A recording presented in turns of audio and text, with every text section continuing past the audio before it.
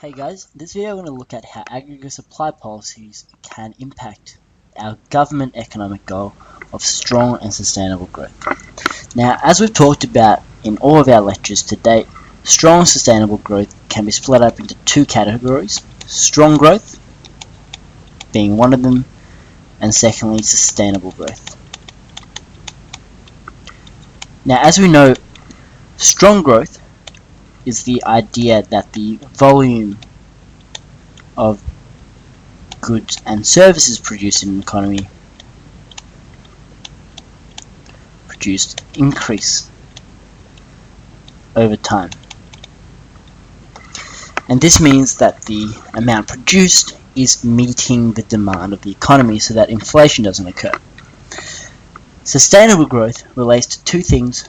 One is the idea that inflation is kept within the target range, and secondly, the idea that environmentally we are preserving or not overusing natural resources. And in most cases, these natural resources are what is known as non-renewable. So it takes millions and millions of years for oil to form, create, and we're using it far more rapidly than it can regenerate itself. And so it is considered renewable because we can't renew it, or we can't reproduce it, we can't have more and more of it. So unlike solar energy, where there is an unlimited amount, there is a finite amount of coal, and that is considered a non-renewable energy source. So sustainable growth relates to the idea that inflation is kept within the target range, and environmentally we are preserving natural resources for future generations. To make that a little bit clearer, we are preserving natural resources.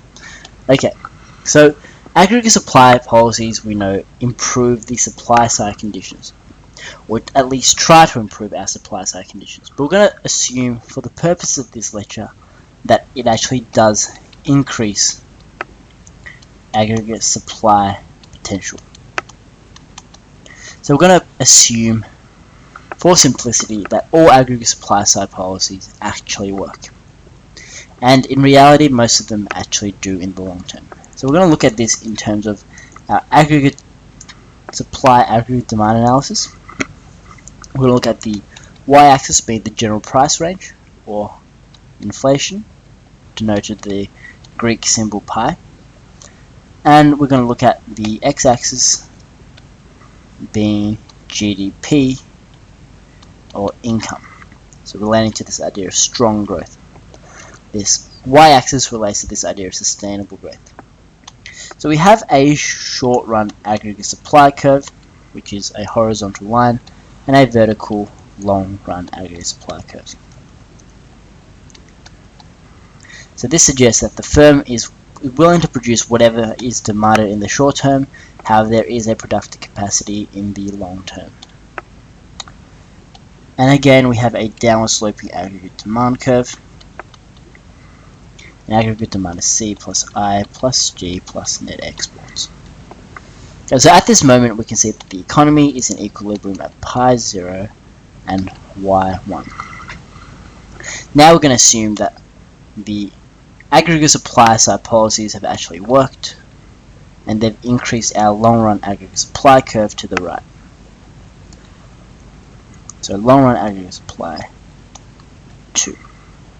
So what happens to the economy is that it moves from this point A, equilibrium, and it moves to this point here. It stays at this point here, and then there is a new equilibrium point here, where the aggregate demands curve should meet the long-run aggregate supply curve at this point C. So this is the potential amount, or Y2, the new potential amount of GDP we're able to produce. But in the short term, we can see that producers in the aggregate demand line will still produce here. However, the supply line would be here. So at the moment, the potential output is B, where the actual output is D because of this low aggregate demand. And as we can see, there is now a surplus of production from point A and point B. And so because there is a surplus in production, we can see that firms will try to increase production or try to sell off all their inventories and therefore decrease the average price level. And so as firms realize that they're not selling all their inventories or their stock, they're going to decrease their price level, denoted by the short run aggregate supply curve, which is also the inflation rate, to pi 1. So as we can see, with a increase in any long run aggregate supply potential in the economy, we will move from this equilibrium at point A firstly to point B and then finally to point C. So we move along this line here from the level of inflation at pi 0, let's call this 3%, to 2%, whereas the growth rate, let's call this 3% to actually 4%. So as we can see, aggregate supply side policies that actually improve our long run aggregate supply curve will actually act to decrease inflation in the long run, as well as increase output or potential output that the economy can produce in the long run. So this is very beneficial for the economy in that we are achieving this idea of sustainable growth.